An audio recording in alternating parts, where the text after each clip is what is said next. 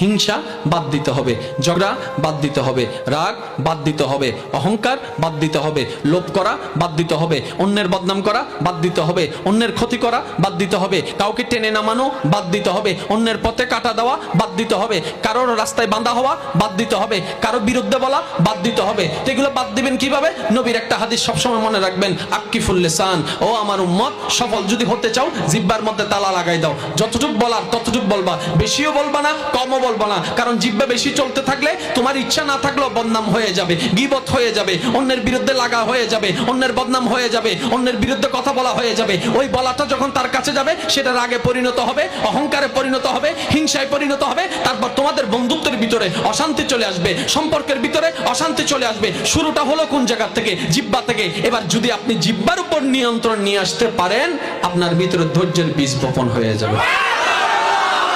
এবার আমি আপনাদের কাছে একটা জিনিস জানতে চাই, এই পর্যন্ত আপনার জানা মতে একজন মানুষ দেখান তো যে ধৈর্য ছাড়া সফল হয়েছে।